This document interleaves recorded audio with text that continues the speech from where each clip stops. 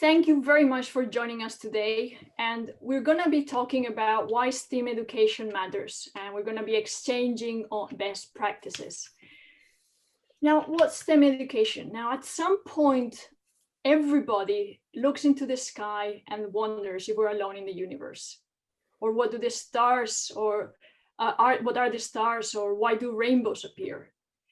Now, if the answers you don't know the answer, you might actually remember a bit like how they told you in schools, or you might even go to Google and search in your smartphones. Or even if you go closer to home, I'm sure you've all tried to stand on one foot, or you've even tried to go around the on your axis, for example, trying to rotate. Or you've been seeing pregnancies or siblings being born. You've also wondered about COVID, of course, 19. Viruses, vaccines, and I'm sure you all wonder, when is life going to go back to normal? So all this is, of course, science. It's all technology, engineering, mathematics. We have it in the clothes we're wearing. So, for example, if it's raining in some of our countries, then you have raincoats. Or if it's snowing, or if it's so hot that you wish that you didn't have to wear actually any clothes. Or how come electric toothbrushes clean better your teeth? Or how do they work actually? Now, all these examples are really good examples on, and they're not unique, of course, of physics. They have mathematics, they have engineering, but to be honest, all of them are a combination of all the different disciplines. They all have physics, they all have math, they have biology. And not only that, they're connected to economy, they are connected to arts, they're connected to ethics issues, they're connected to languages, politics.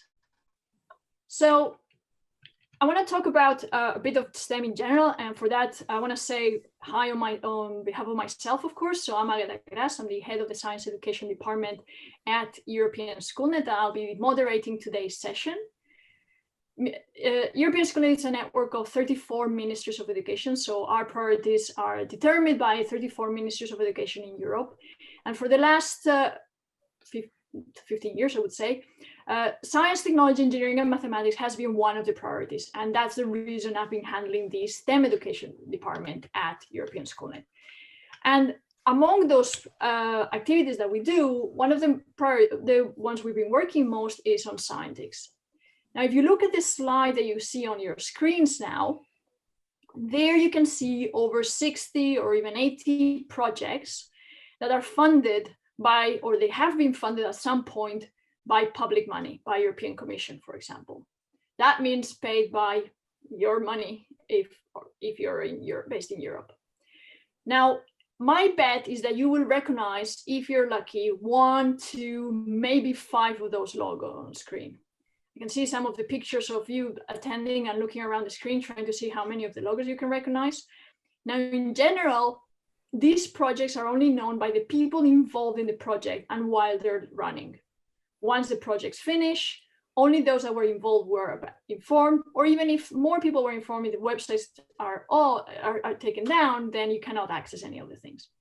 So 10 years ago, the Commission decided to launch Scientix, the Community for Science Education in Europe, which was a way of ensuring that everything was still available, everybody could work together, and it's become a real community where you have anybody involved in STEM education, whether you're a researcher, you're a teacher, you are a policymaker, your organization organizing activities, anybody can connect and can work together, sharing resources, organizing training, networking events, and partnering up with other organizations, with the key aim of improving STEM education, of course, and making sure that nobody feels alone.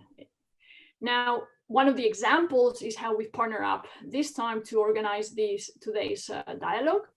And we're very, very happy to have 2 main speakers today. We're going to talk with Jacques Guerette, who's the Executive Director at Foundation for Student Science and Technology, which is a Canadian not-for-profit organization dedicated to developing the career potential of the gifted high school, college, and university students for leadership roles in the science community. And we're also going to talk to Stefanie Schlunk, who's the chair of the Science on Stage Europe, running from 1999, so quite a bit, although they started more on physics, but it's expanded. And it's designed for European teachers to share good practice in science teaching and to discuss ways of improving the quality of science lessons. Now, the way we're going to do it is we're going to have a brief introduction from Jacques and Stefanie. And then we're going to discuss a few topics that we thought very interesting in terms of STEM education. And we will get the chance to also discuss with the colleagues attending. So I want to thank all the people here. And to start with, we're going to go to Jacques. So Jacques, I believe you're connecting from Canada, that's correct? Yes, I am, and in about an hour, the sun should come up. So I'm very primed and ready to speak. I see. Good. Please go ahead. Thank you. Hello, everyone. Thanks for the opportunity to speak with you today. As mentioned, I am the Executive Director of the Foundation for Student Science and Technology. We are a not-for-profit Canadian organization that's been operating for close to 10 years now. And our role is to identify exceptional students at the high school level who will undoubtedly be pursuing careers in STEM. This particular group is probably, the top 5 to 10% of students across Canada. This is the cohort from which future STEM leaders will emerge. So, deans of universities, VPs of research, principal investigators, and so forth. And we identified a long time ago the need to augment the education that these students were getting in high school and into university as well. Myself, I have over 35 years of experience in various STEM environments, including telecommunications, computer security, cardiovascular disease, genetic research, and so on. I'm not a scientist per se. I've been more of an executive and a communicator, so I can characterize my career as being one where I worked to prepare Canadian and other societies for different kinds of futures based on the emergence of particular technologies and science and so forth. So in embarking as the foundation, this was really to fill a need that we saw as the receivers of emerging talent in science, that having the knowledge base of the particular discipline in which you were interested wasn't enough. You needed the soft skills and the leadership skills and things of that sort to basically navigate through university. How many of us started studying one thing and changed our mind and went in another direction, but also because of the recognition of the extreme value of STEM talent to society. If you are studying, let's say, physics, and you choose to leave physics and go study chemistry, well, shame on physics for losing you.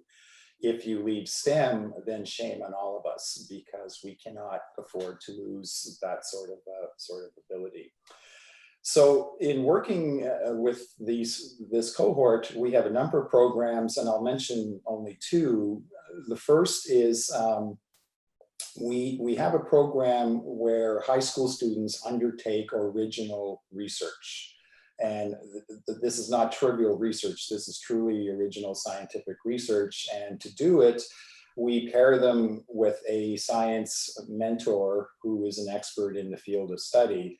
This is not confined to Canada. So for instance, I had a student here in the province of Ontario interested in a particular infectious disease. He was paired with a scientist in India who was the world expert in that particular disease. So working with the mentor, they get to embark on a real research project, understand the real world needs and challenges of doing that research. In their rapport with the mentor, they're learning all kinds of things about their future world of work. And in particular, the the light bulb gets turned on, if I can put it that way, in terms of the central role and importance of research ethics and research integrity. And I think for many, it's probably the first time they get to understand up close and personal how fundamental research ethics is to the conduct of good science. A second program, which I'll mention extremely briefly, is, in the first program, the students learn how to conduct inquiry-based research. In the second program, we actually publish an open source journal of original student research, and this completely reflects, today's publishing standards and requirements in the science world. So the second program is how to publish results. And this, again, is not just a Canadian thing. We are receiving papers from students literally around the world. And they find us, they run the gauntlet, if you will. The comments that our PhD reviewers make are probably a little more charitable than what happens in the real world sometimes. But as I said, through it all, they learn how to publish information, and in particular, publish information that reflects ethical standards and practices. So what I want to sort of zero in on is when we speak of students, I think we need to segregate them more in terms of discussing them instead of just calling them students as a single cohort. So within that cohort of students, there's the exceptional ones that we deal with, and there's other students who will, for instance, never be exploring or pursuing careers in science. And despite that, I think they still need to recognize and understand the ethical underpinnings upon which science is based. And my analogy is airline travel. You don't need to know how an airplane flies necessarily, but you do need to know that the airplane flies, and you have trust that the airplane will in fact fly, right? So I think the same can be said for the public at large. They don't necessarily need to know all of the grisly details of how ethics works or what the procedures and processes are, but we need to instill in them the confidence that what science is producing is right and correct and valuable and worth relying on and so forth. And I think that poses some special challenges for educators in general, because of course, when do you start to do this? And given the large variety in education systems and philosophies and so forth, all I can say is that, recognizing science and the ethical dimensions is part of developing a young person's critical thinking. So whenever you start to introduce, let's say, more complex critical thinking to students, that's probably about the time you should start to be talking about research ethics and integrity. I've totally lost my time, so I don't know if I've gone over. Sorry if I have, but I think it's something you have to do. It's something you can't wait till university, which I think has been a historical thing. I think it's valuable, particularly these days, in the context of fake news and so forth. So by equipping students with some critical skills in evaluating and some understanding of where the science world is coming from, I think it makes the present circumstances much more easy to navigate. And it's something we honestly should have started 10 years ago. Thank you very much, Jacques. So I'm actually looking forward to discussion later on, and also going into these cohorts of exceptional students and others type. But before we do that, I want to move to Stefanie and learn about Science on Stage a bit more. Stefanie, I know that you were first handling the German section a number of years ago, and then you took over the general one. But is that a lot of work? That's correct. I joined Science on Stage in 2003, so 17 years ago already. I'm the executive manager of the German branch, Science on Stage Germany, and since 2011 also the chair of Science on Stage Europe. Wow, thank you. Tell us a bit more about it. Yes, I mean the question how to exchange best practice and why this is so important is also a question about how to inspire teachers, because they are the ones who inspire students and keep them awake. And Science on Stage, we are a non-profit association founded in the year 2000. We are the biggest science teachers network focusing on the approach from teachers for teachers. And we have 34 member countries involved, also Switzerland, from Cyprus to Denmark, also Albania, as more than the 27. And our main supporter is the initiative Think Inc. This is the employers association of the German metal and electronical industries, because they need future scientists. Our goals are, we want to enable teachers to exchange their brilliant teaching ideas. We have excellent teachers in Europe. We want to motivate teachers, and we want to connect them and offer them different stages, possibilities to meet personally, and also to found new projects, and to support them in general in their continuous professional development. And as you all will know, there are hundreds or thousands of STEM initiatives out there in Europe, but I think that Science on Stage Europe is very special and also unique because of the following aspects. As I was mentioning already, we are focusing from teachers for teachers. They are the experts because they know best what can be done in their classrooms. We have so many countries involved, and I think this is especially important if we talk about education, because it takes ages to change things in education, and therefore a long-term approach is very important to us, and that's why I'm very grateful that we are not a project but an initiative. The guiding themes of my short input talk is on which target group should we focus, what are the challenges we are facing, and why the exchange of best practices is so important, and finally give you some concrete examples how does Science on Stage enable such an exchange. Yeah, it's very obvious. I think the target group are the teachers. We should focus on them. They are multipliers. They are the change agents because they inspire students, and they are also important to promote scientific literacy at the end. So it's not about becoming all engineers, it's just becoming scientific literate pupils in Europe. And at the end also, this will lead to a reduction of the skills gap.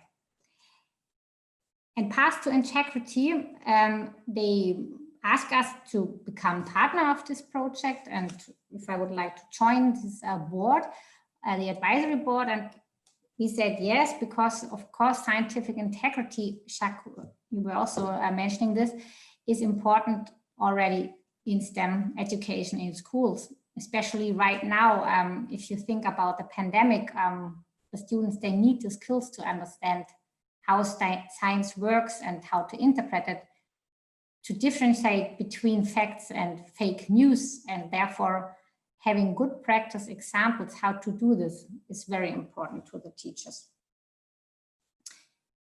And what are the challenges we are facing?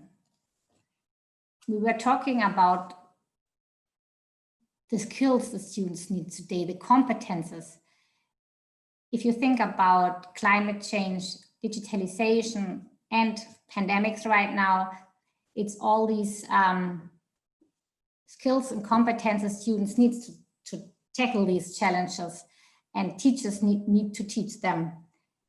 So what we at Science on Stage are doing is we try to support teachers in their professional development, to motivate them and to allow them to network in a personal way, but right now, of course, also virtually.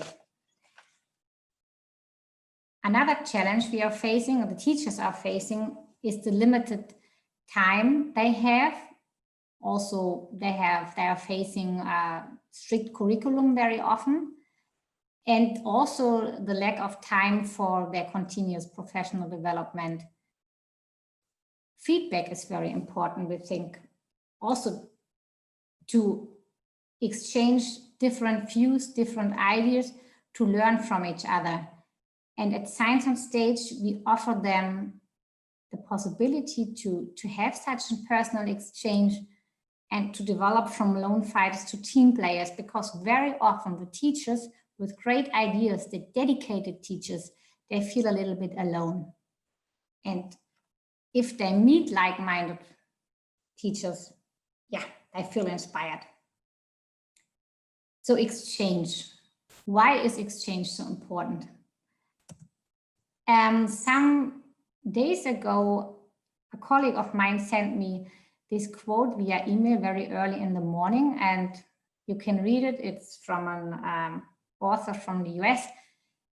Yeah, without collaboration, our growth is limited to our own perspectives. I think, yeah, this is a good statement. And if you look into studies, they are also confirming the necessity to collaborate. Teachers, according to the Thales survey from 2018, who regularly collaborate with peers, they also tend to report using cognitive activation practices more frequently in class.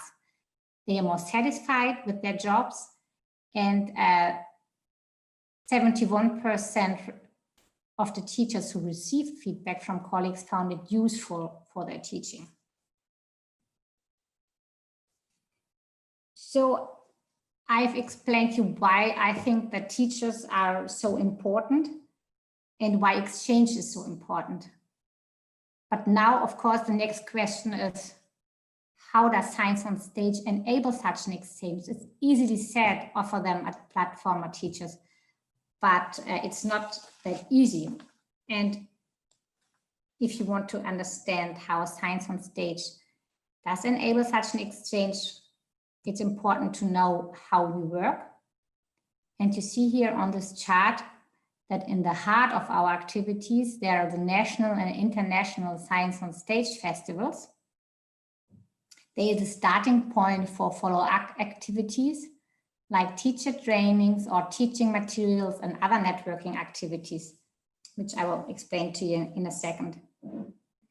So for us, it is very important that the activities are built on each other, that teachers have the opportunity to participate on a long-term perspective. Our Science on Stage festivals, they take place every 2 years, and about 450 STEM teachers from primary to secondary class will participate. They are selected via their national steering committees, so via our Science on Stage countries. We have different guiding themes, such as inclusive science teaching or sustainability in STEM education, and they have to apply, and then the best ones are selected. 1 year ago, I have very good memories. The last festival took place in Cascais, and I'm so happy that it was not scheduled for this year. And of course, I'm happy that the next one, we are already planning it, it takes place from the 24th to 27th of March in Prague. And I already invite you to come there, to come and visit the open day. It's on Saturday, the 26th of March. And we are very proud that the patron of the festival is the Commissioner for Innovation, Research, Culture, Education and Youth, Maria Gabriel. She will also be there to open the festival. So we are very honored about it. And for the next festival,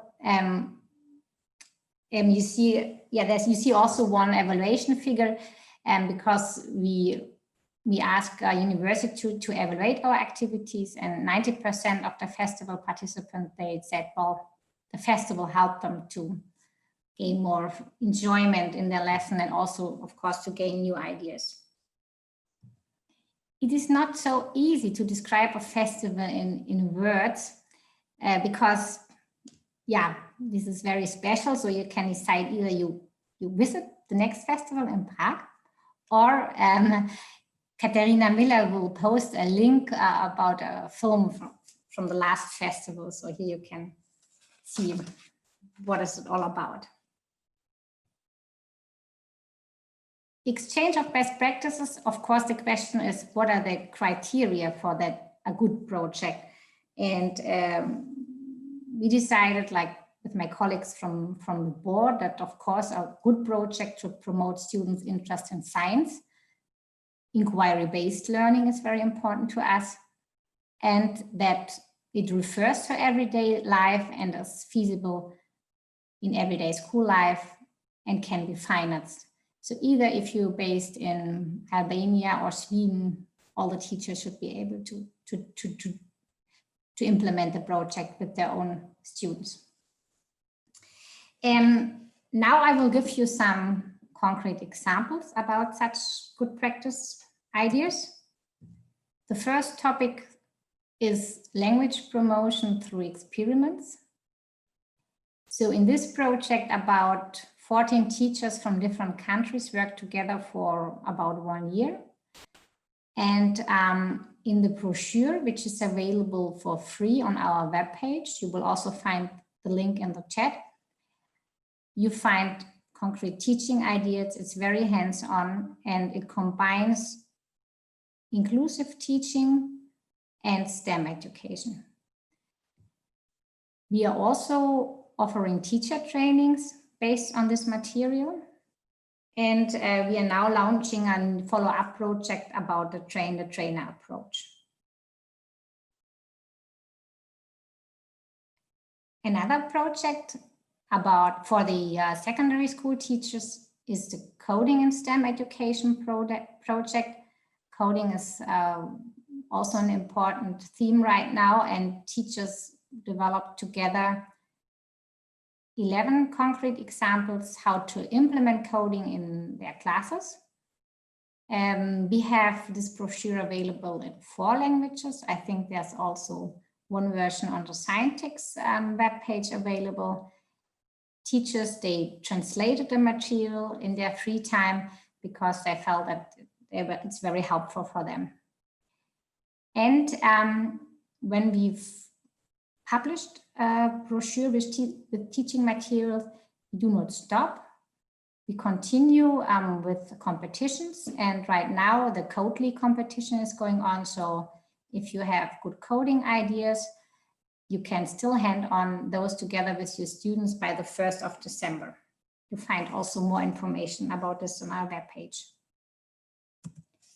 The next topic we are working on right now is the 17 Sustainable Development Goals, how teachers can implement them in their classes. And we had the kick-off meeting in October. It went very well, and now the teachers are working together. They are cooperating, and the results will be available in 2020. Like everyone, probably we had in March to stop our personal activities, but even especially now, exchange is extremely important in these Corona times. And that's why, with the help of our teachers, we developed many practical webinars. We started with them in March, and they are still going on. It's for teachers training from home, and the speakers, they participated in our festival or in our international teacher project, and you can still register, and we have further trainings going on this autumn, and we will continue this kind of teacher trainings from the end of January on, because obviously we cannot meet face-to-face within the next month. So these were a couple of examples, concrete examples about exchanging best practice ideas. What is extremely important now is how can we spread them in Europe? What about scaling up? And here our national steering committees are coming in. They are the interface to the respected STEM teaching community. And they are organizing many activities on a national basis, like the festival or teacher workshops or virtual events right now. And in our countries, the Science on Stage committees are hosted either by science centers or by ministries, universities, or structured as nonprofit associations. So you find the list about all the countries on our webpage. And of course, it all relies on the volunteer work of all these teachers. So you may have noticed that I'm very convinced about our work. And what about the teachers? What are they saying? And I have here one quote from a teacher who participated in Cascais last year. And she said, well, Science on Stage has really transformed my teaching life. And it's not the first time that I read such a statement. And of course, this is also motivating for us because it shows that the teachers, they get something out of it. And I think this is the reason why they participate not only once, but several times in our activities. And I have to illustrate like the impact on the individual teachers. I have brought you some graphics. You see, this is a typical Science on Stage teacher. First, he or she learn about Science on Stage through our workshops, our teaching materials. Then they like it and they take part in a festival or in one of our competitions. And then afterwards, of course, the teacher brings good practice ideas back into their own classrooms.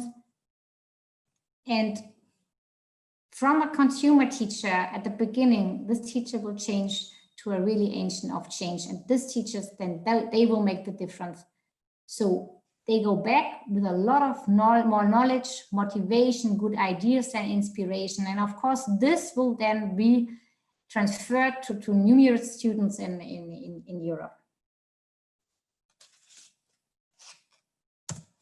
Coming back to my leading questions, of course, we should focus on the teachers. The challenges we were facing, the feedback culture, limited time, right now COVID-19. And why the exchange is so important, I said that we have so many excellent teachers out there with ideas. We need to bring them together to cooperate, to exchange best practice. And of course, this will then make the difference. And how does Science on Stage enable such an exchange? You've seen some examples, and I kindly invite you all to join in. If you now listen from an educational institution, you can allow teachers to participate. You can spread the word about it. You can become partner in one of our teacher trainings. You can support a festival, or of course also support Science on Stage Europe. And if you want to keep updated about all our activities, I can recommend our newsletter. So thanks for your attention. Thank you very much, Stefanie, for that as well. So we're going to enter now the discussion part of this session. And I want to start actually with Jacques. I was thinking when you were talking about the cohort of students, and you mentioned that there's these exceptional students and then there's the others.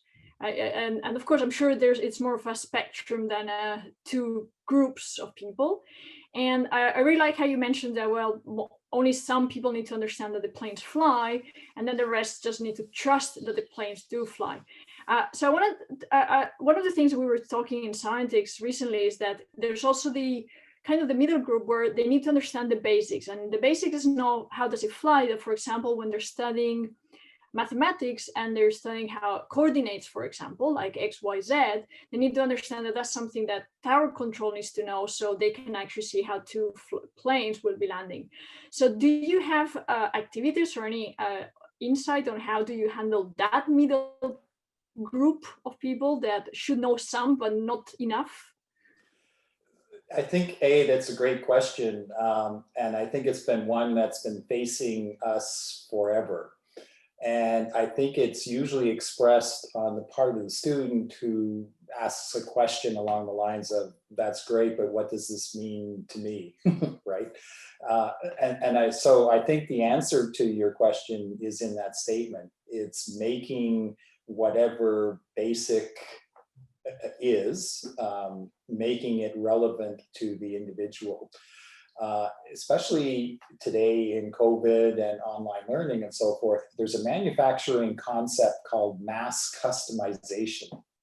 And I would not be surprised if education in the next little while goes in that direction. And that is imparting, whatever scientific principles or data or information you want to convey, but doing it in a way that's highly tailored to the requirements of individual students. So a mass customization model coming to education.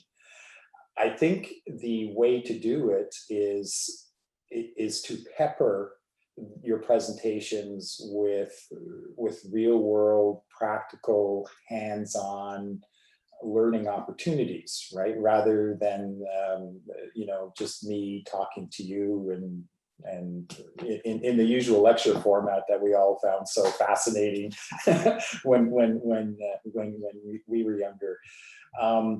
But I think another part is, like you mentioned, they have to learn the basics. So what are the basics and by whose measure?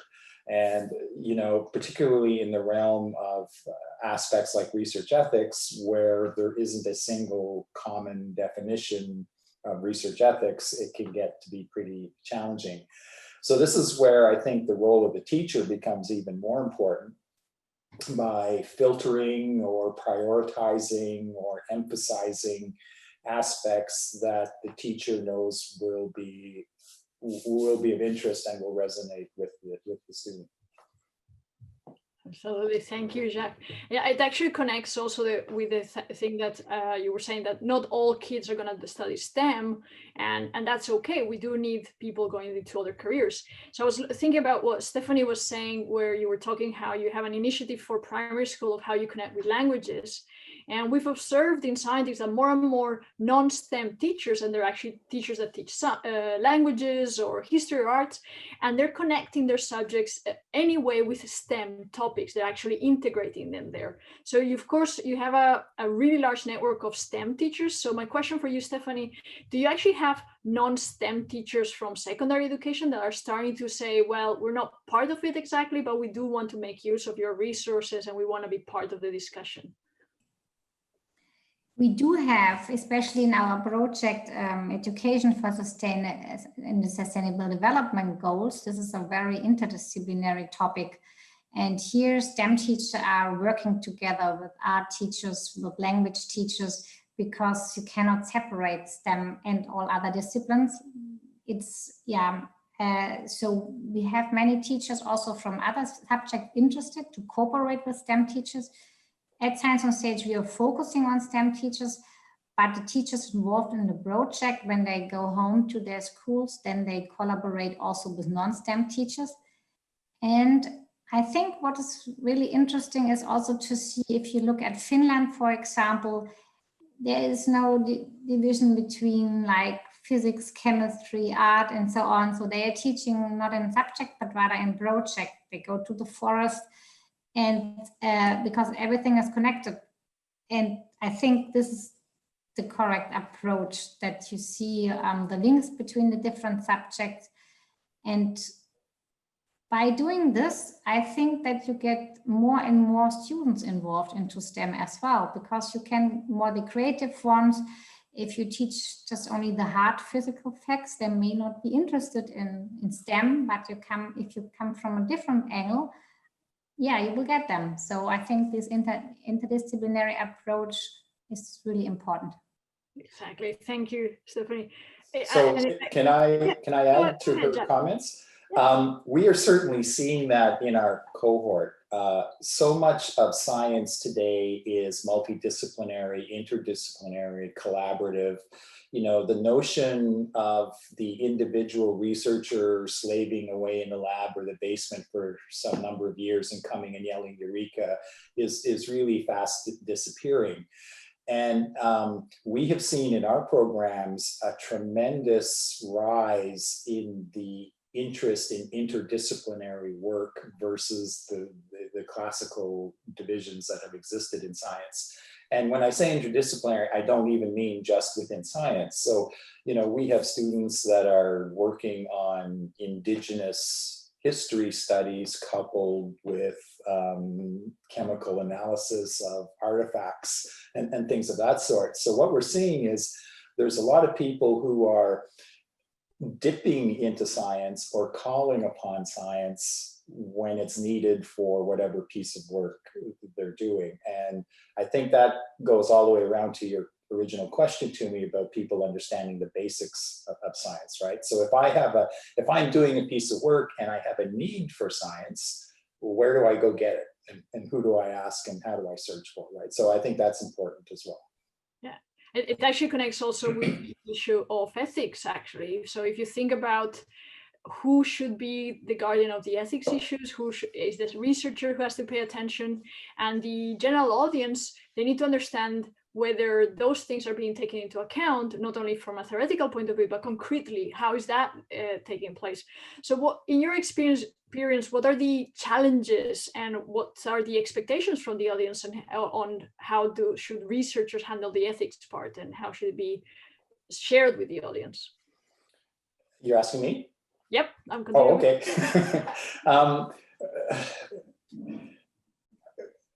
Again, I think it's tiered. You know, everybody needs to know, everybody needs to know that there's a system in place. And these are the goals and objectives of the purpose of the system. But the system is extremely complicated. So, you know, this is why, for instance, projects like Path to Integrity have come up in order to almost make research ethics an open source kind of exercise. Who does it, or who's responsible for it, is a very, very hard question to answer, I think. And I think it probably very much goes to the circumstances that you're talking about when you're talking about research ethics. You know, I can, for instance, think of an issue when I was working at a heart institute and we were doing a multi-site study, and every site had its own research ethics protocols, but we were using a form that had been developed at one institution, and the form violated the ethical standards of some of the other institutions, and this ended up in front of the Privacy Commissioner of Ontario. Everything was done, you know, in good faith and so forth, but again, it's these little details, and it's the nature of the evolution of science that trips things up. I would almost not counsel people to try to understand all of the dimensions of research ethics, but almost like the analogy of pulling a fire alarm. So when you have a fire, pull this alarm and people will come and help you, right? I almost think we need a similar model for research ethics sometimes. So here I am in my organization, oops, something happened, who do I talk to? I'm sorry, I'm not giving you a great answer because I think it's just a very, very complicated issue to try to address.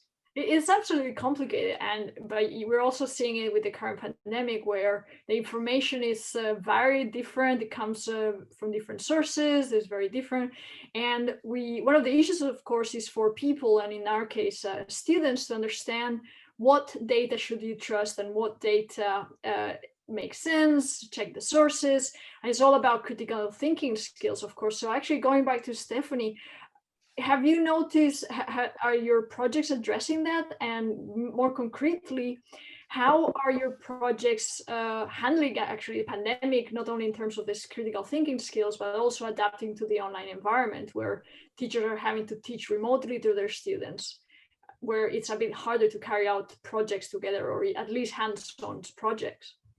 Yeah, this is a big question now for all the teachers in Europe. They are facing the same problems. How can I teach online if I'm sitting in front of my laptop? How can I do experiments? How can I stay in touch with my students if I don't see them? And we have seen that many teachers came up with great ideas. Of course, firstly, they had to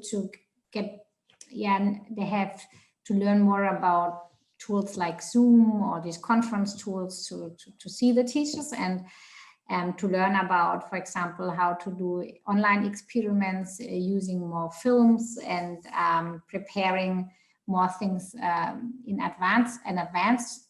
We have teachers in March when he came up with an early bloomer challenge, for example, where he went outside and made small films about the bloomers and the surrounding, and he does not only explain about the characteristic of the plants, but also how it was in former times, the meaning of the names and so on. So also finding ways to teach online. They were very creative. And another thing is that many teachers started to find ways to do experiments with simple ingredients you find at home.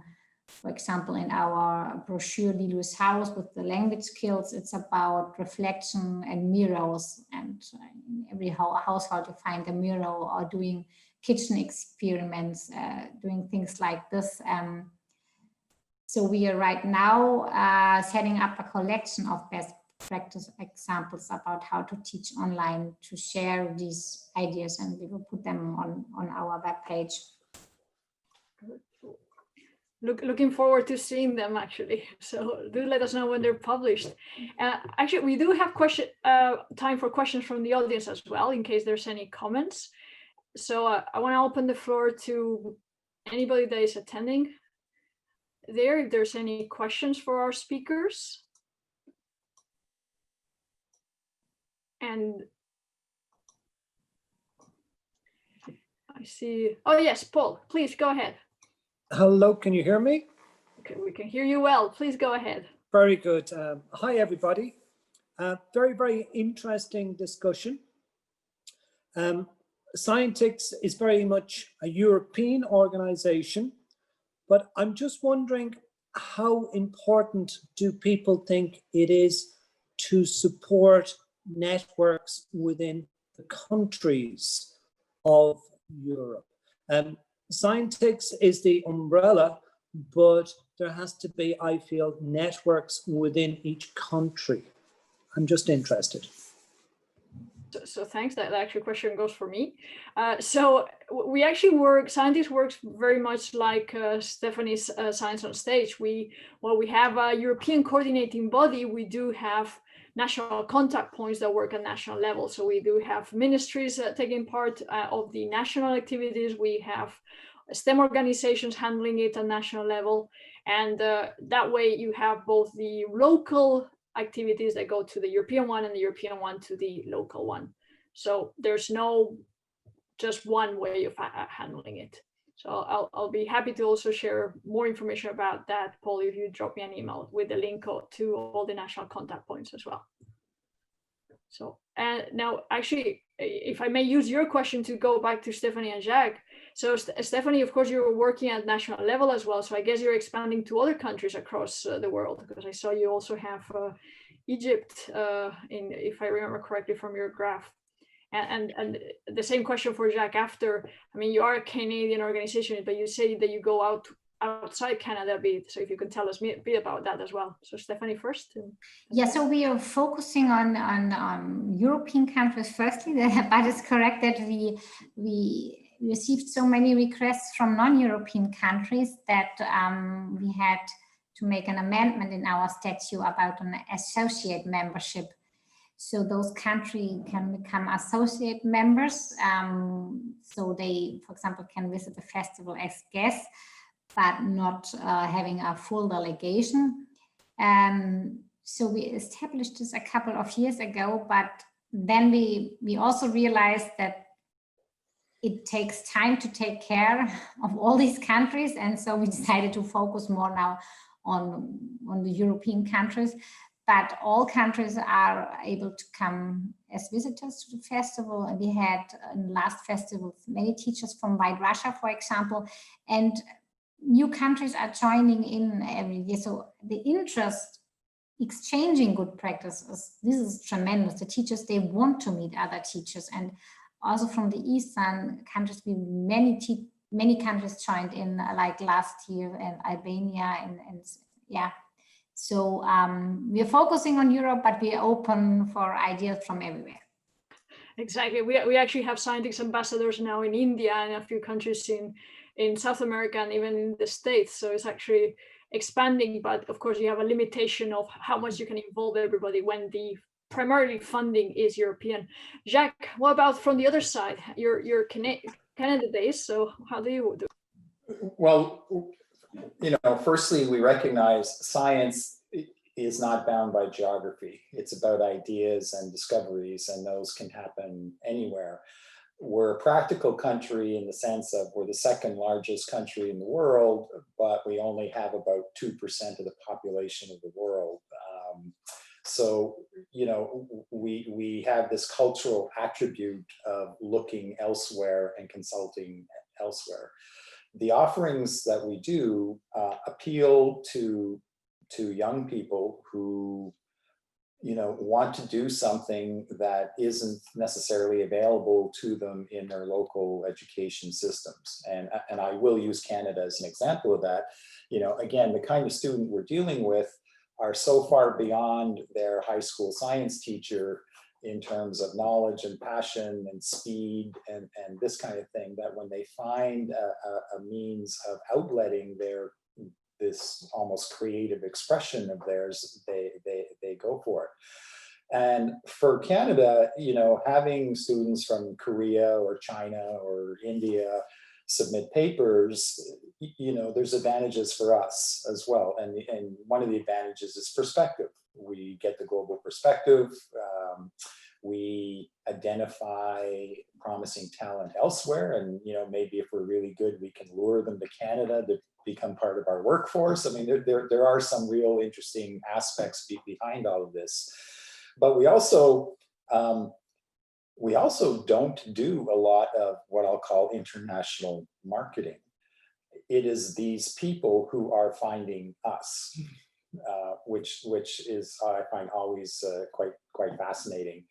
We operate in the online world. We have always been that way because student and mentor in the one program I mentioned may not even be in the same country. So when COVID struck, for instance, we didn't miss a beat. We didn't suspend anything. We were probably one of the very few programs to continue to run unabated. And we search out the knowledge. So again, I mentioned the example of the professional researcher in India who was an expert in a particular tropical disease. For the mentors, they're very happy to participate in this. And that is because they're dealing with a knowledgeable, motivated student who's asking some very good questions. And that is very motivating, right? And a lot of different groups have tried practices like scientists lecturing in the classroom.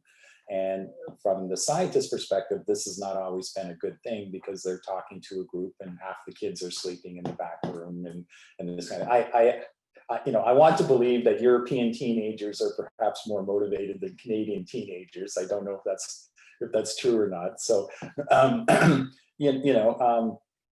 but we in Canada long ago learned the value of perspective, and this is why we do so much internationally. This precisely for that perspective. One last remark about it, Jacques. Canada is also a member. Oh, okay. Good. Not surprised. So there's a lot of connections there. Good. Is there any, so we do have a request from Katharina that she would like to take a group picture. So if so I'm guessing you want with the audience as well, Katharina. So what I'm going to ask is anybody that is okay with appearing in the video recording, if you could turn on your cameras for just 1 second so we can take a picture of everybody. And we're giving you a heads up so you can all smile nicely to the camera. So there we go. It's good to see very known people like Selçuk there. I don't know Tom or Johanna. Johanna, I have met in the past, I think. So everybody smile for the camera. I'll stop talking.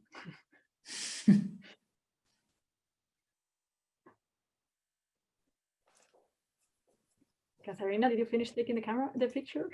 Yes, okay, good. So we can stop smiling creepily to our screens.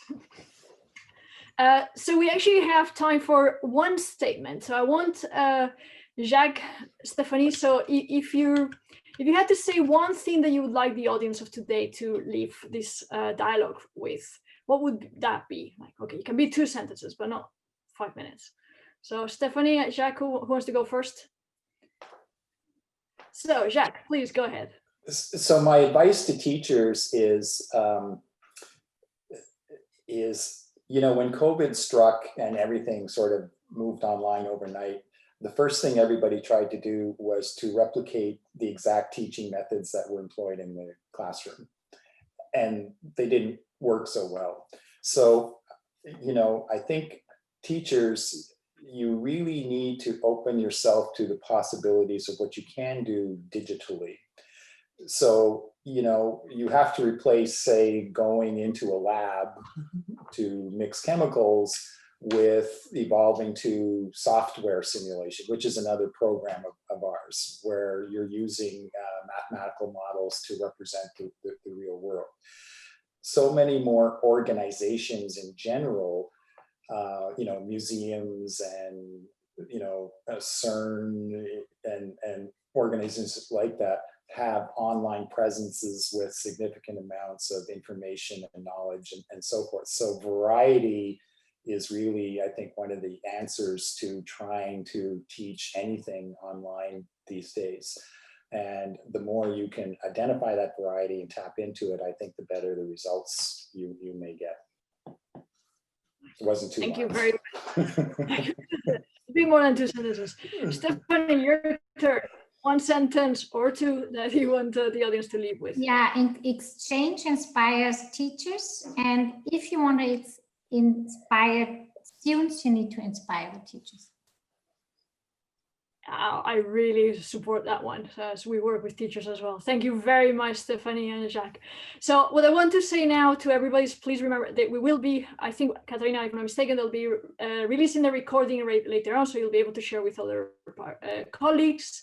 I do want to remind you there's another dialogue taking place this Friday, so I would encourage you to go back to the Path to Integrity website and find out about the next webinar dialogue that is taking place then. There's also a call for papers that you can see actually if you look at the Katharina Miller, you look at the back, you can actually see the call for papers and that the deadline is in April 2021. And I'm sure if you go to the Path to Integrity website, you will also find all the information there. Now, I want to thank, big thanks to Stefanie and Jacques for all the comments and participation today and all the exchanges. I want to thank everybody attending. And just want to say that, well, science subjects need to work together and be connected to real life, which is what we've been talking about. It's important to help students see that everything we see, science, technology, engineering, mathematics, working together with all the other subjects is what the world is made of. And whether you're a teacher, a researcher, organization, or a project, or anybody working on STEM education, that you're not alone, and that these different organizations are here to help, and also the different initiatives. Thank you very, very much for joining us today, and have a great day. Bye.